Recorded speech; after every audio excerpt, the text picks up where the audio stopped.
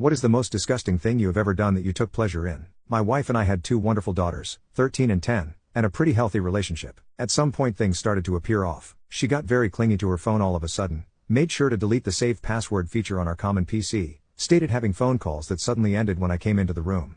You can probably guess what it was. Now having 15 years of marriage behind us, I was hoping it wasn't what it obviously seemed to be. So one day when she told me she was going to spend some time with the girls, I decided to follow her. Sure enough, I find her driving to a hotel to meet with a guy I will call Steve. To say it was a gut punch was an understatement. I literally cried for an hour straight. After I was done with my self-wallowing phase, I decided the best course was getting even. I thought of several scenarios that may or may not have involved me hurting Steve. Eventually I decided to do things more civilly and more importantly legally, but only just. So the first part of the plan was gathering evidence. I could have just gotten a pie, but I had something better in mind. So one day when my wife was at her job and the kids at school, I installed some small secret cameras and microphones I had bought. Due to the setup of our bedroom, I even managed to get one perfectly overlooking the bed. I didn't however use them while I was at home. So a couple of days pass, when I proposed to my wife that the second to next weekend I should take the girls on a trip and stay a night too. I more often than not was the one cooking. I took a far more active role in raising the girls and showed them a lot more patience and attention.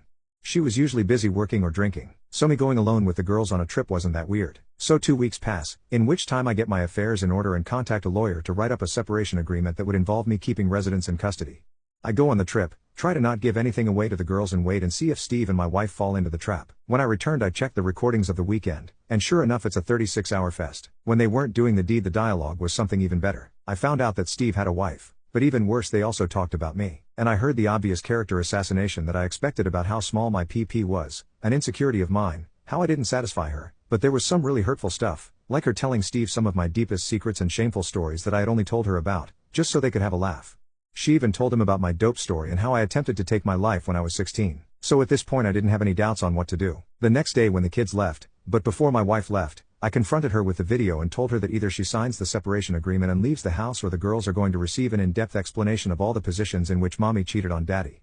I wasn't going to do that. Just to be clear, I love my daughters too much, but I put the threat there and she was too emotional to realize my bluff. She went through all the stages, denying everything, trying to bargain, threatening me, and getting angry. I let it go through all that stuff. Eventually she signed the paper and she departed that very evening after she told her goodbyes to the girls. I didn't show or tell the girls anything graphic. I was always very honest with them, which is another reason why I was always the favorite parent, so I just said that mommy had been unfaithful. The younger took some time figuring it out, but that was made up by my older getting mightily upset. She had just gotten her first boyfriend, as I'm not sure the term really applies at that age, but she knew enough of the world to get mad big time. This would be important at a would-be custody battle, as though she did for the moment agree to give over custody. I feared, and I was right to fear, that she would try and fight me for the kids. What I didn't expect was for her to use her visitation rights to talk crap about me. Basically she started telling my younger kid about how it was all my fault for not forgiving her. Her lawyer even started demanding she receive custody. So I finally activated my revenge plan. Enter trip to South Carolina. Why South Carolina? Simple. Fort Sumter. I really wanted my daughters to see it. I definitely did not go there because it is one of the last places where revenge porn isn't illegal, and where I could upload my wife and Steve's doings and intimate moments with no worries on the internet and other such sites, as you cannot be prosecuted for crimes that weren't illegal when and where they were committed.